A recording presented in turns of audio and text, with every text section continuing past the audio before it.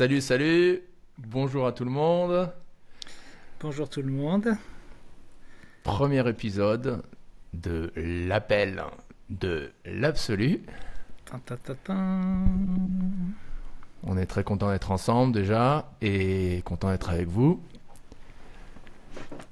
Un podcast donc tu veux décrire, qui parle de... De cet appel, je pense que chaque être de ce monde reçoit à un moment ou à un autre cet appel d'aller vers l'absolu, vers quelque chose de plus grand que nous, quelque chose qui nous dépasse, vers un mystère quelque part, vers lequel on se sent généralement attiré. Alors parfois on essaye d'esquiver un petit peu, mais je pense que chacun ressent cet appel. Donc l'idée de ce podcast, je pense, c'est d'explorer justement cet appel, d'où il vient, qu'est-ce qu'il veut dire, comment est-ce qu'on peut l'accepter, qu'est-ce qu'il peut nous apporter, aussi peut-être les cul-de-sac dans lesquels on peut tomber. Voilà. Mais on n'en a pas trop parlé avant, donc peut-être que toi tu peux me... Si, on en a parlé. Vraiment rapidement, c'était plus pour trouver le nom qu'on en a parlé. On avait aussi parlé de ce premier épisode, c'est-à-dire le thème du premier épisode, notamment une sorte de description catégorique des grands courants théistes dans le monde des religions comparées. Et donc on n'a qu'à aller là-dessus pour démarrer. On s'était dit les différents aspects de l'absolu. Les différents aspects de l'absolu, ouais. Voilà. Parce que parfois c'est vrai qu'on peut s'imaginer, surtout quand on est enfermé dans une voie particulière, on peut penser qu'il y a on peut mettre Dieu dans une boîte ou l'absolu dans une boîte, on pourrait dire, et penser que finalement on va le limiter, qu'il est limité, alors qu'une des définitions de l'absolu c'est qu'il est illimité, donc il a forcément différents aspects. D'ailleurs il me semble que Jésus, tu me corrigeras si je me trompe, mais dit que alors je sais pas si c'est Jésus, c'est Jésus qui dit ça, dans le royaume de mon Père il y a plusieurs demeures. Ça veut bien dire ce que ça veut dire. Ça veut dire qu'il n'y a pas, c'est pas un truc où il y a que la même chose. Il y a plusieurs, il y a une variété, il y a plusieurs demeures, plusieurs destinations, on pourrait dire. Donc quels sont ces différents aspects et peut-être les différentes voies qui vont amener à ces différents aspects. Intéressant. Pour être un bon début de discussion. En termes d'identité aussi, en termes de, disons, pratiquants de religion X ou Y, ou spiritualité X ou Y, à mon avis, il y a deux extrêmes. Un dont tu as parlé, là, une sorte de fanatisme ou de bigoterie, où il y a que... D'ailleurs, tu m'as fait penser à cette blague, tu sais, le type, c'est une blague contre les chrétiens, mais ça peut s'appliquer à toutes les religions, tu sais, le type qui va au paradis, et on lui dit, voilà, là, il y a les musulmans, là, il y a les hindous, et là, de l'autre côté de ce mur, là, il y a les chrétiens, et il dit, pourquoi est-ce qu'il y a ce mur? Parce que il faut pas les déranger, ils croient que c'est les seuls qui vont au paradis. Tu la connaissais, dans cette blague? Ouais, je l'avais entendu. Pas forcément sur les chrétiens, mais je pense que c'est quelque chose de plus humain que religieux finalement. Parce que moi de par mon métier, je côtoie des gens de plein de traditions spirituelles différentes, et je vois que dans chaque tradition spirituelle, il y a des gens qui ont, d'ailleurs chez nous on appelle ça les Kanishta Adhikari, les gens qui ont créé des murs. En gros, tout va être lié à leur religion, leur dieu, leur dogme, gourou, leur dogme, etc. Et ça, c'est quelque chose de très universel, je pense. Après, effectivement, il y a certaines philosophies qui vont peut-être plus facilement nous bloquer dans ce niveau de conscience-là. Mais voilà, je pense que cette blague, elle peut être vraiment, comme tu disais, très universelle, quoi. Ouais. Et juste pour terminer, et l'autre extrême, c'est une sorte de où on dilue. Je vois ça comme ça. D'un côté, tu as l'extrême où il y a, comme tu dis, il n'y a que mon gourou ou mon sauveur, ma religion, et tout le reste du monde,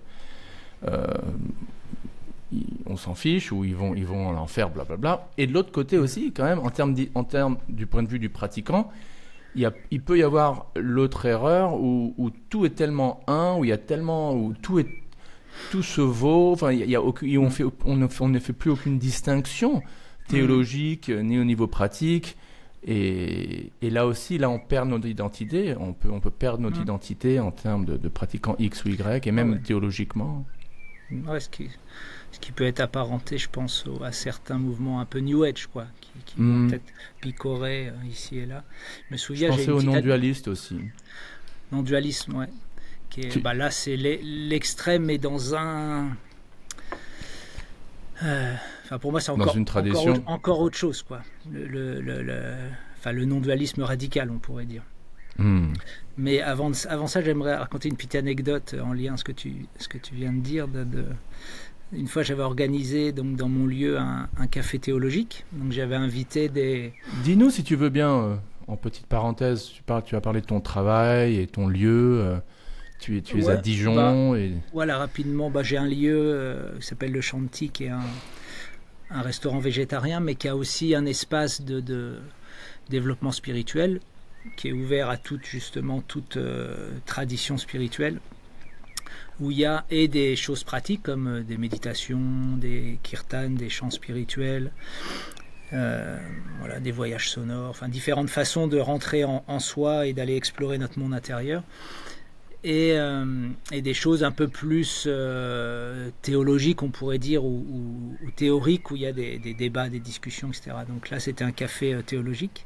Mais c'était il y a longtemps, c'est il y a au moins 15 ans, je pense, peut-être même 20 ans.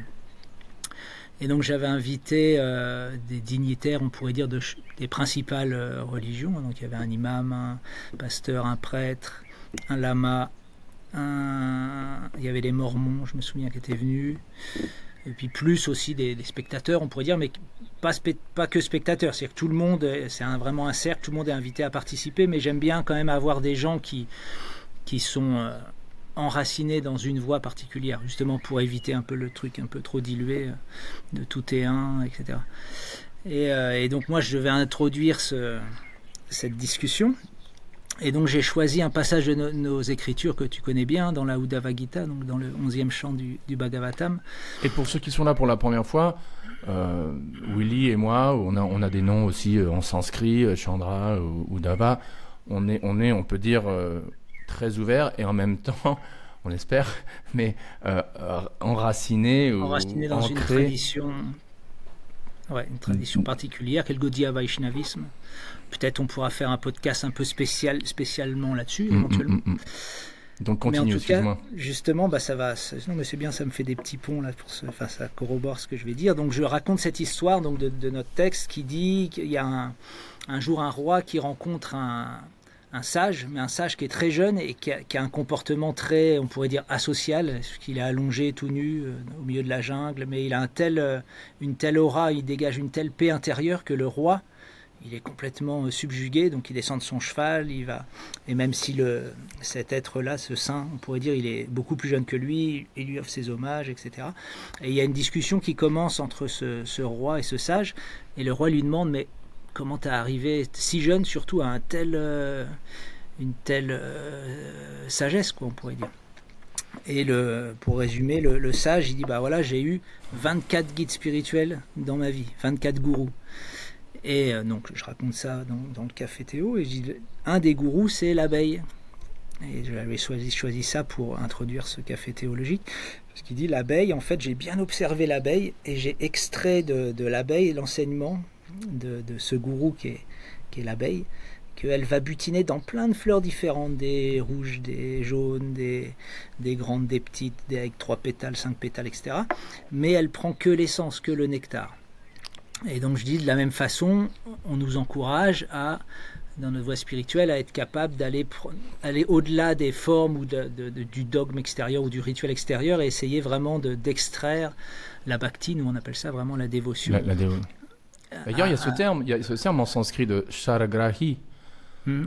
Sar en sanskrit veut dire, si je ne me trompe pas, l'essence, et grahi, celui qui prend, quoi. Qui prend l'essence, oui. Celui ou celle qui prend l'essence. Et donc voilà, je dis ça, et l'imam, il dit, waouh, il dit, ouais, c'est vraiment une super image, etc. Mais il dit, j'aimerais rajouter quelque chose. Donc je dis, ouais, volontiers, on est là pour ça. Et il dit, je suis tout à fait d'accord, l'abeille, c'est bien, elle doit aller butiner, mais elle a besoin de sa ruche pour faire le miel. Et j'ai trouvé ça hyper important. C'est vrai qu'on a besoin d'être libre, comme tu disais, être libre dans le sens où pouvoir aller butiner vraiment la sagesse là où elle est, là où elle a été donnée à l'humanité, là où elle est pratiquée, cultivée, etc. Mais si on fait que ça, mais qu'on n'a pas notre ruche avec notre clan, notre sangha, comme on dit, notre groupe, pour faire le miel avec ce nectar, on va se retrouver comme des petites abeilles abandonnées et on ne pourra jamais faire de miel. Donc c'est pour rebondir ce que tu disais, que à la fois c'est important et on espère être ouvert d'esprit, mais en même temps pour nous c'est important d'avoir des racines dans une tradition multimillénaire qui a été vraiment vécue par beaucoup des milliers de sages avant nous, quoi.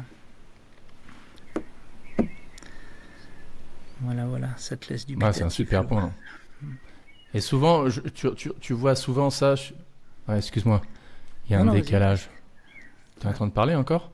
Non. Ok, parce qu'à un moment, je t'entendais plus très bien. Tu sais, il y a cette discussion sur moi, je suis très spirituel. Je suis spirituel, mais pas religieuse. Ou je suis spirituel, mais spiritual but not religious. Je suis spirituel, mais pas religieux. Et je crois que on peut faire le pont avec ce que tu viens de dire. La tendance à aller d'un extrême à l'autre, quoi. Ou un extrême, encore une fois, c'est que l'humain, comme tu dis, ou le religieux, l'institutionnel, le rituel pour le rituel, sans rien de transcendant, etc. Et l'autre extrême, une sorte de condescendance, une sorte de complexe de supériorité. Moi je suis tellement au-delà de toutes les ruches. Pour utiliser l'exemple de ton imam, je suis au-delà de toutes les ruches, de tous les rassemblements, toutes les communautés, qui ont plus ou moins la même conclusion théologique, la même pratique, le même groupe d'écriture sacrée, par exemple, en termes d'autorité épistémologique. Moi, je suis au-delà de tout ça, mais souvent, pas toujours, mais souvent, on voit une telle attitude amener à pas grand-chose en termes de progrès spirituel ou d'élévation spirituelle ou de lifestyle ou de mode de vie noble et pur, on pourrait dire. Parce que c'est dur tout seul, t'es d'accord? Bien sûr. Et puis je me dis, ce serait vraiment dommage de se priver. Il y a quand même derrière nous... des lignées de gens, de sages, d'êtres humains qui ont expérimenté ça, qui l'ont décrit dans des textes, qui ont vraiment partagé leur témoignage. Enfin, pour moi, en tout cas, ce serait bête de ne pas profiter de ça. C'est un petit peu comme si je me disais, tiens, je veux apprendre les maths, mais par contre, je veux absolument que personne m'explique quoi que ce soit, quoi. Je me débrouille, on me donne les chiffres, les symboles qui disent diviser, multiplier, sans que je sache à quoi ça correspond, puis je me débrouille tout seul. Bon, je vais peut-être au bout d'un moment arriver à faire peut-être une addition, mais si par contre je profite de toute la science mathématique qui était là avant moi, ça ira beaucoup plus vite. Donc moi c'est surtout ça qui serait bête. Après, je peux comprendre, j'essaye d'être empathique, de mettre à la place de ce que je rencontre aussi des gens comme ça, il y a une sorte de trauma collectif, surtout en France, dû à des abus institutionnels, etc., de religion, qui font que on a acheté le bébé avec l'eau du bain, comme on dit l'expression, quoi. On dit, non, paf, on jette le bébé avec. Alors que non, il y a des choses... il y a plein de choses à apprendre de ces gens religieux, des gens qui sont partis dans le désert, des moines qui ont vécu des vies de prière hallucinantes et qui le décrivent dans des textes ou qui l'ont transmis oralement à des disciples, qui l'ont transmis aussi oralement, et tout ça, ça peut venir jusqu'à nous, non? Je dis, c'est dommage de pas en profiter, quoi. Et je parlais aussi en termes de toi, tu as même mentionné ce... Ouais. Non, vas-y. Excuse-moi, encore une fois, il y a un délai là. Je crois que l'Internet de ton côté est peut-être un peu faible, parce que de mon côté, je te vois en découpé, et ta voix même, malheureusement, je l'entends pas toute... Attends, je vais regarder. Quitte pas. Hop là. Normalement, j'ai pas mal de 5G, mais bon, on va voir. On en fera un autre à un endroit où j'ai de la Wi-Fi prochaine fois, puis on verra si c'est pareil.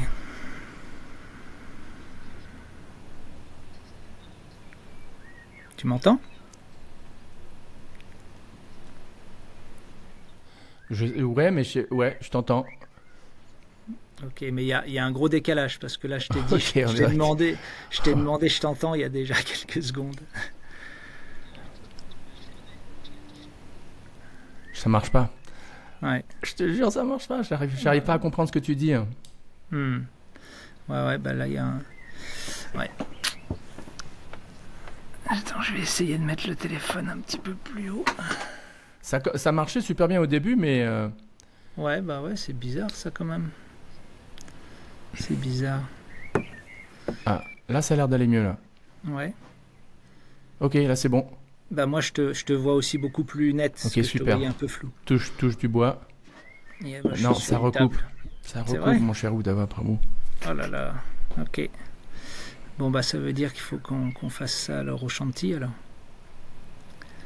Au chantier. Si tu éteins ta caméra, Ma caméra. Alors attends voir. C'est là. Ouais. si tu enlèves ta caméra, Ouais. Ouais, tu m'entends toujours? et vas-y, parle. Ouais, bah là je parle. Ah ouais, là, c'est super. Là ça va mieux quoi. Donc, Ok. ouais, ça va complètement bien. Donc, ce que je vais faire, je vais couper, hein, bien sûr. Ouais. Et on peut reprendre à partir de maintenant et Ouais. en disant que voilà, bah, pour le podcast, Voilà. pour l'audio, ça fera aucune différence. Ouais. Et pour la chaîne Et YouTube, ouais, pas de problème. bon bah, on va quand même le mettre. Et pour le Ouais, futur, ok. faudra trouver une autre solution. Ouais. Ouais, pas de problème. Pas de Donc souci. après cette petite interruption, donc on revient sans caméra. Et bon, pour ceux qui sont en train d'écouter, ça revient exactement au même. On a eu un petit problème technique parce que Oudava est dans une yourte dans les collines en Haute-Dijon avec une connexion pas géniale. Mais tu disais un truc hyper intéressant. Tu parlais du gâchis qui est ou qui serait de ne pas de ne pas prendre avantage, si on peut dire, de l'historique et des lignées, comme tu l'as dit, des traditions et des communautés de saints et de saintes et de millions et des milliers de pratiquants de X ou Y traditions remontant historiquement. C'est bien ça ce que tu disais. Ouais, bien sûr, de se priver finalement, c'est un peu se priver de l'expérience de toute une partie de l'humanité qui a vraiment exploré cet appel de l'absolu, qui ont exploré les textes qui ont été révélés et qui ont vraiment transmis ça sous forme orale, sous forme écrite. Et maintenant, en plus, on a accès à ça parce qu'on vit à une époque où bah voilà, on peut trouver toutes ces informations. Donc. Et il y a encore de nos jours des gens qui sont connectés à ces lignées et qui le vivent réellement, quoi. Donc, voilà, pour moi, ce serait ouais, comme tu dis, un gâchis. Mais ce que Moi, je j'allais disais ajouter aussi, au niveau... Ouais, un gâchis. bah, ce que j'allais dire aussi, c'est que je comprends aussi l'autre côté de la médaille, on va dire. Je comprends aussi qu'il y en a qui ont été, il y a comme je disais tout à l'heure, un trauma collectif dû à certaines actions qu'ont fait les institutions religieuses. Et donc, voilà, comme on disait, beaucoup ils choisissent de jeter le bébé Surtout avec en l'eau Europe, du vin. hein. Et voilà, ouais, ben ouais. Et moi, j'allais ajouter au niveau pratique, c'est-à-dire au niveau moderne, au niveau contemporain aujourd'hui, parce que toi, tu parles un peu du gâchis de ne pas, ouais, encore une fois, comment on dit en anglais, take advantage. Profiter. Take advantage. Quoi. Comment est-ce qu'on dit ça? Oui, de ne pas profiter donc de l'héritage spirituel gigantesque et magnifique. Qui nous est transmis donc du passé vers aujourd'hui. Et moi, je voudrais mettre un peu d'emphase aussi sur cette même notion de gâchis, de ne pas appartenir ou de ne pas faire partie, de ne pas participer à telle ou telle fraternité ou communion ou communauté de X ou Y spiritualistes. Tu sais, tu avais entendu parler de Émile Durkheim? Non. C'était un sociologue français, athée, donc pas vraiment pas le grand spiritualiste, mais il parlait c'était un sociologue de la religion en particulier, et il parlait le terme qu'il utilisait, c'était l'effervescence. Il y a une effervescence qui se crée lorsque un groupe d'êtres humains se joignent ensemble pour louer ou pour glorifier le divin. Et je crois qu'il avait raison, et tu serais d'accord aussi, quoi. Il y a une effervescence. Alors lui, il expliquerait ça en disant c'est juste un truc psychologique, ou et rien de plus que psychologique, et puis voilà. Nous, ou ceux qui ont foi en un paradigme métaphysique de la réalité, diraient que cette effervescence, c'est la présence du divin, c'est carrément la présence du divin, de Dieu qui se manifeste, quoi. Mais sans cette communauté, sans cette fraternité, sans cette, comme tu as dit, le mot sangha, sans cette X ou Y communauté ou fraternité de gens qui se rejoignent une fois par semaine ou une fois par mois et qui passent 1 ou 2 heures ensemble à faire X ou Y pratiques spirituelles, c'est difficile d'avoir l'expérience du divin en solo. Tu es d'accord? Et si tu l'es, j'étais sûr que tu l'étais. Mais après, la question que je te pose, c'est où est l'équilibre entre voler son propre avion ou voler dans son propre avion, conduire son propre avion, et de l'autre côté faire partie d'une fraternité, d'une communauté. Où est-ce qu'on se situe entre ces deux pôles importants dans la vie d'un spiritualiste? Alors, effectivement, je suis d'accord que c'est important, en tout cas pour moi, de faire partie d'un groupe de spiritualistes, un petit peu comme un de nos maîtres disait, nos maîtres spirituels disaient que, prenez l'exemple des oiseaux migrateurs, c'est qui traversent l'océan, tout seuls ils vont pas y arriver. Par contre, s'ils sont en groupe et qu'ils s'entraident, alors ils vont pouvoir arriver à leur destination. Donc, ça, c'est le côté important. Après, il y a évidemment aussi des pièges. C'est comme on disait tout à l'heure, on peut petit à petit basculer dans une sorte d'extrême, vivre déjà complètement hors sol. Donc ça, je pense, c'est assez dangereux. Vivre hors sol, c'est-à-dire plus être du tout en contact avec le monde, entre guillemets, normal. C'est-à-dire la société, la température du monde, qu'est-ce qui se passe dans le monde. On peut aussi penser, ce monde c'est complètement Maya, c'est l'illusion, c'est ceci, cela, il est hostile, etc. Et vivre complètement hors sol, complètement déconnecté avec notre petit groupe. Là, je pense que c'est un piège dans lequel il est possible de tomber. La secte Skippy. Et tu te rappelles Oui, je pensais juste à ça. Je pensais que j'allais te poser la question si tu te rappelles des inconnus, voilà. la secte des riches nous. Voilà. Tout bien que tu détiens est un souci qui te retient, et Skippy est là pour te libérer de tous tes soucis. C'est ça, il me semble. Mais donc voilà, c'est comme on disait tout à l'heure. On devrait faire un épisode dessus éventuellement. Ouais. On devrait faire un épisode, excuse-moi, il y a un décalage, mais on devrait faire un épisode là-dessus pour décortiquer, parce que mine de rien, ce sketch, il révèle quand même des sacrées vérités sur les religions en général, sur les mais excuse-moi, donc tu disais... Donc voilà, il y a certains pièges aussi être complètement enfermé dans sa ruche et puis plus justement aller s'autoriser à aller voir d'autres, les fleurs, etc., rencontrer d'autres abeilles, etc. On est coincé dans notre ruche et puis surtout si c'est dans une ruche où la reine de la ruche nous dit attention, faut pas aller se mélanger, il faut pas aller trop dehors c'est hostile, etc. Donc je pense que ça pourrait être vachement bien de faire un podcast là-dessus, sur le voyage, on va dire, vers l'absolu, avec les différents, on connaît, nous, dans notre tradition, c'est assez jalonné, sur les 3 niveaux, tu sais, Kanishta Adhikari, Madhyama Adhikari, Uttama Adhikari, sur les différentes... Ah d'accord, tu parles donc le débutant, l'intermédiaire, voilà. et l'avancé. Et que chaque étape a son rôle et est important.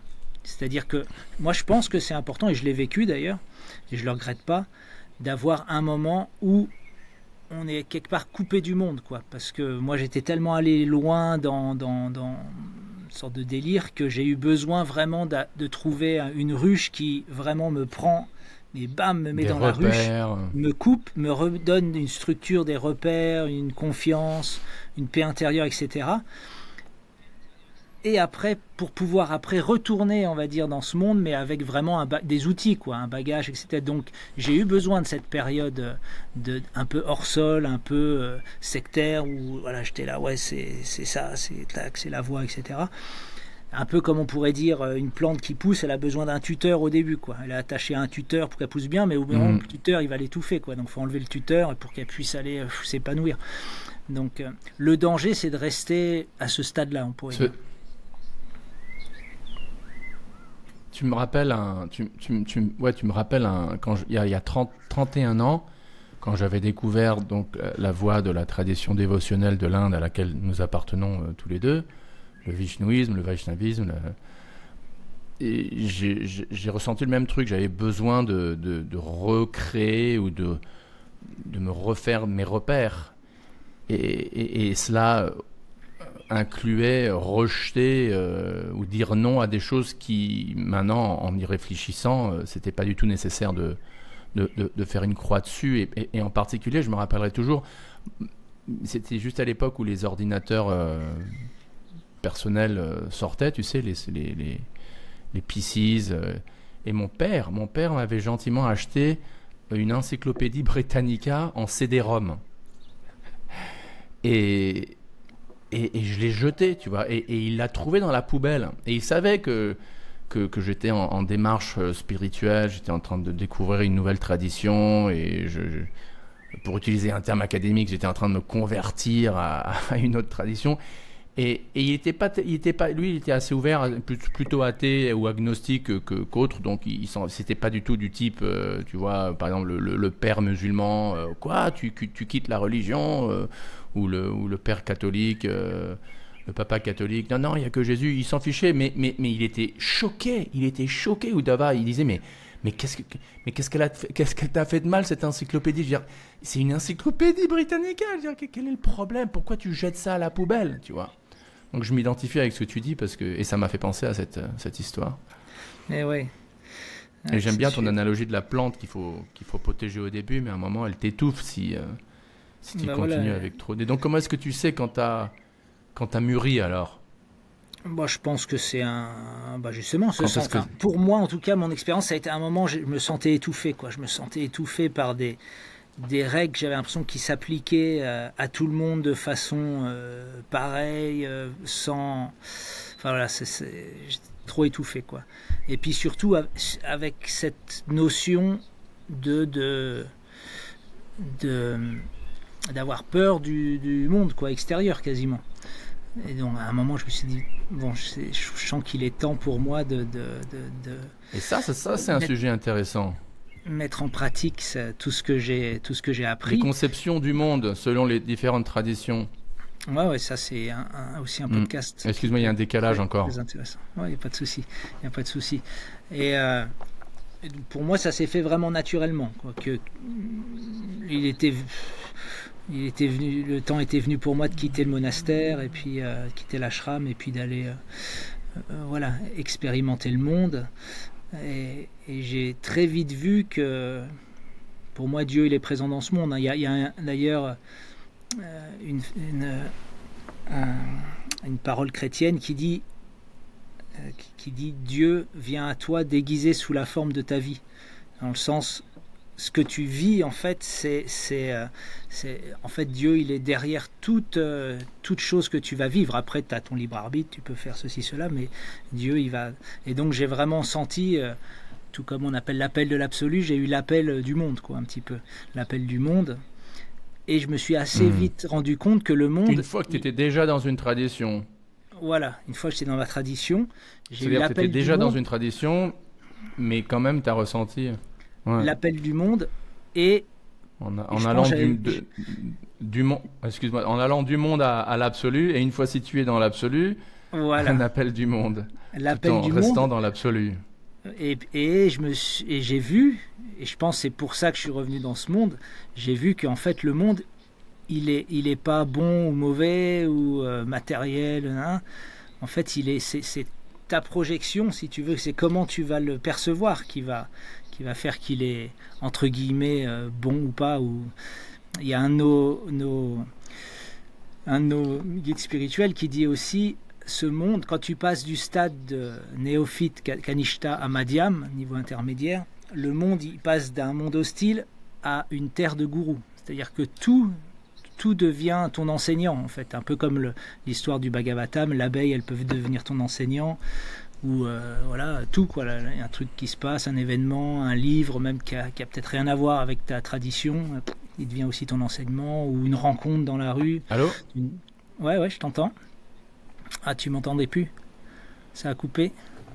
Ah ouais, alors attends, parce que là ça me dit que ça... à un moment je t'entendais même plus, ouais. Oh là là là là là là là. Alors attends, est-ce que ça a reconnecté là ou pas? Tu m'entends? Ouais, là je t'entends, ouais. Ok, on donc c'est t'entend. revenu. Bon, je sais plus où j'en étais, je suis désolé. Donc tu parlais d'une terre, ça devient une terre d'enseignants. Voilà, mais j'aimerais bien ajouter un truc ici, une référence, parce que je crois qu'il n'y a pas de contradiction. D'un côté, le monde est comment tu le perçois, et comme tu viens de le dire, selon nos niveaux de conscience, le monde passe de l'hostile à un monde qui t'enseigne des leçons, etc. Mais il y a un verset, si là je peux faire une référence à notre première référence dans notre podcast, et je crois qu'on va souvent faire référence à ce texte, en tout cas qui est... toi, tu as fait référence à la Uddhava Gita dans le texte, le Bhagavata Purana ou le Srimad Bhagavatam. Ce même mot Gita est dans le texte que bien sûr que tu connais, la Bhagavad Gita, qui est beaucoup plus connue que le Srimad Bhagavatam dans le monde moderne et occidental, le fameux dialogue entre Krishna et Arjuna qui se trouve dans la grande épopée, le Mahabharata. Mais là, c'est intéressant que le texte même déclare ce monde comme un monde de souffrance, quand même. Tu vois ce que je veux dire? Donc, comment est-ce qu'on... C'est un monde qui nous apprend des leçons, et après, on entend même, tu sais, que l'âme vraiment élevée, et très, très élevée, très réalisée, ne voit que du bonheur partout où il ou elle pose son regard. C'est que de la joie, quoi. Mais en même temps, il y a cette affirmation, cette sorte d'injonction scripturaire qui déclare ce monde comme un monde de souffrance. Donc je crois qu'on peut pas non plus faire abstraction de ce verset hyper important. D'ailleurs que Bouddha a répété, etc., quoi. Ça, je suis d'accord, mais est-ce que la souffrance est négative? Donc c'est intéressant, comment est-ce qu'on fait la part des choses entre... Ouais, excuse-moi, vas-y. Est-ce que la souffrance, est négative? Surtout si on est spirituel et on comprend que... Il y a une bonne... moi, j'aime bien une bonne analogie que j'ai entendue une fois. C'est, Chandra, tu viens me voir au yurt, là, en haut de la colline.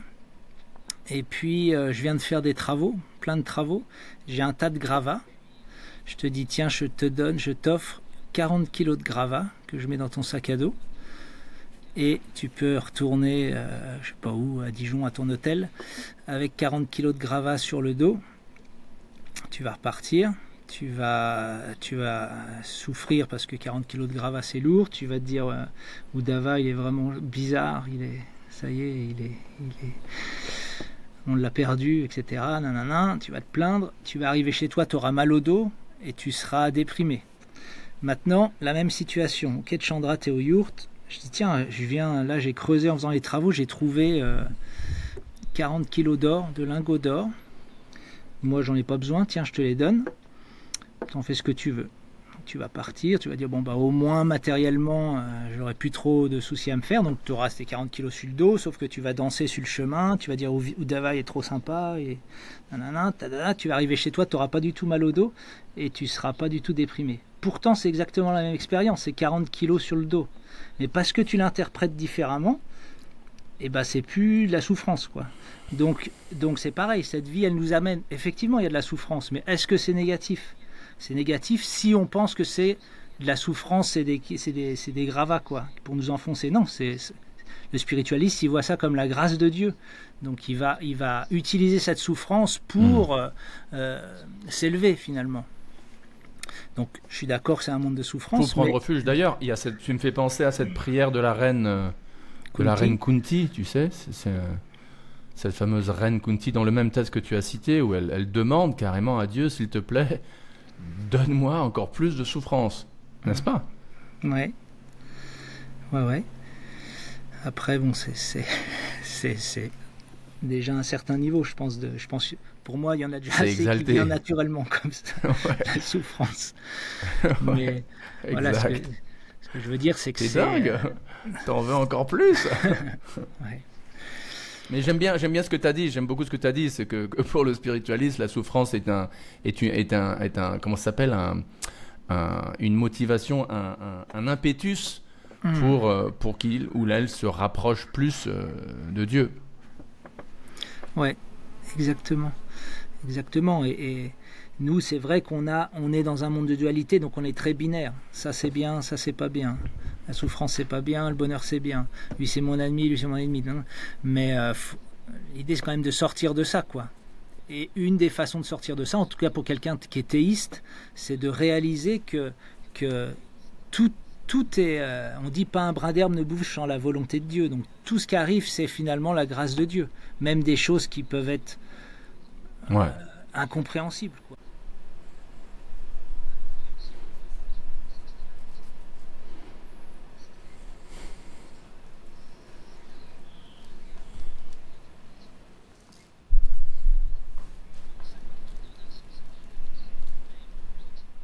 Ouais.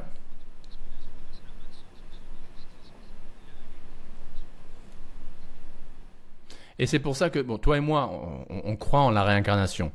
Juste pour passer sur ce sujet rapidement, si tu veux bien, parce que je crois qu'il est parallèle avec les belles phrases les beaux concepts que tu explicites.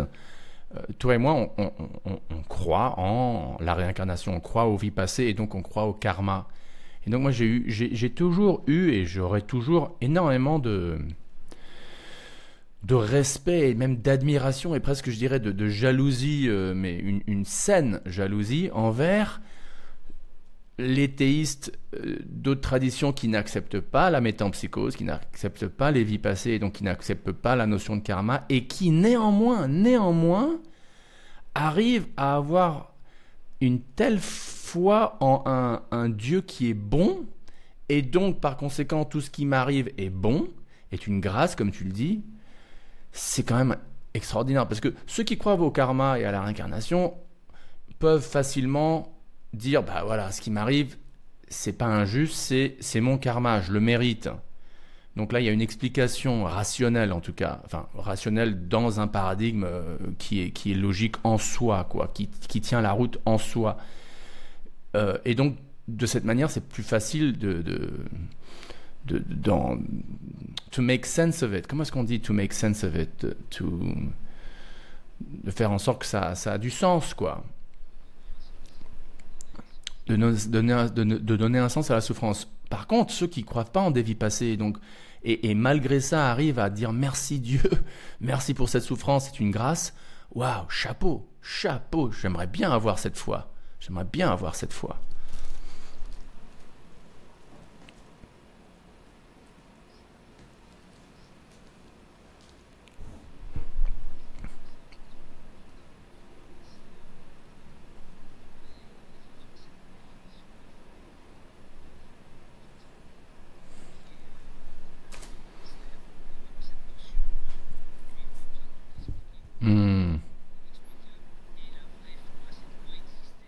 Avec le mystère.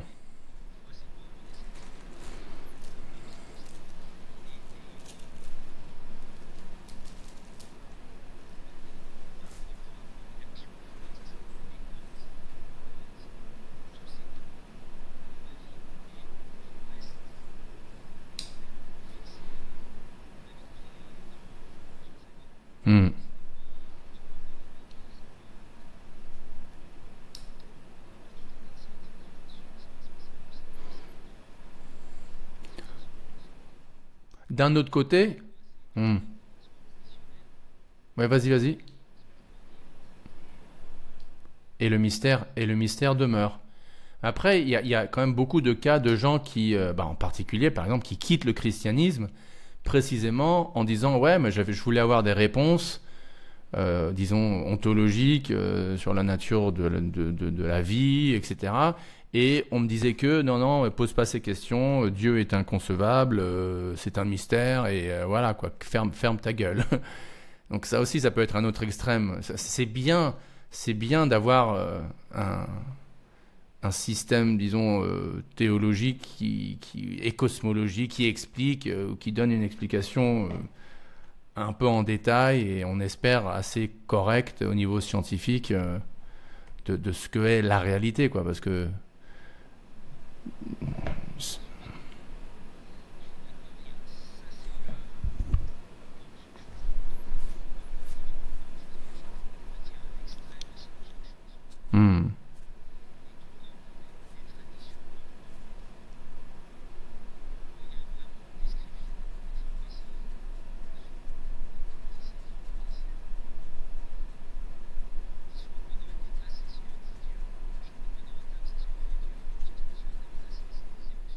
Hmm. Bien dit. Le Chaitanya Charitamrita, pour ceux qui écoutent pour la première fois, le Chaitanya Charitamrita, excuse-moi, une petite interruption, en tout cas, il y a ce décalage, mais pour ceux qui écoutent pour la première fois, le Uddhava fait référence à un texte plus récent, écrit en bengali classique du XVIe siècle. Voilà, excuse-moi, parenthèse fermée. Continue.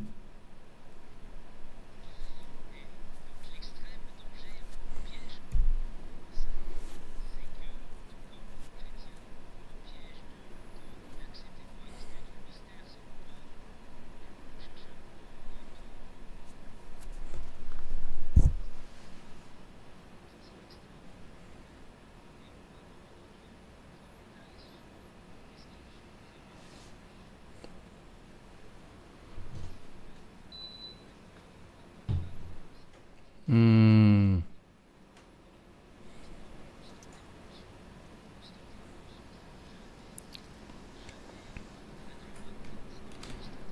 Hmm.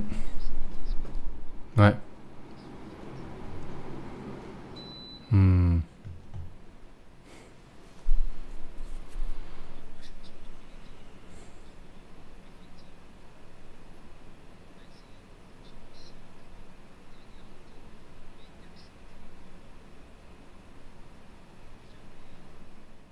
On pourra cerner Dieu et...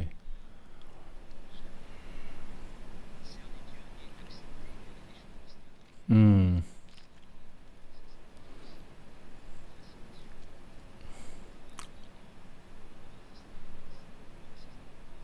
Ouais.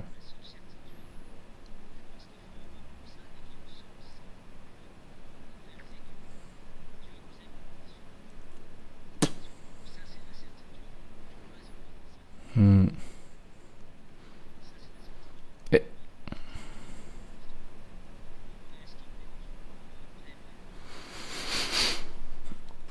Ouais. Mon cher Rudava, c'est super beau ce que je trouve cette discussion magnifique. Je suggère qu'on close, on est à 45 minutes. Euh, Est-ce que tu voudrais ajouter quelques dernières pensées pour terminer ce premier épisode?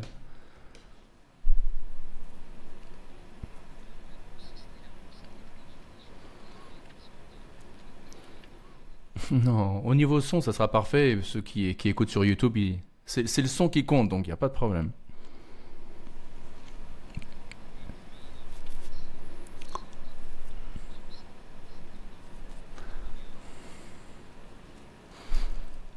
Suggestions pour des sujets à aborder dans des épisodes prochains? Ok.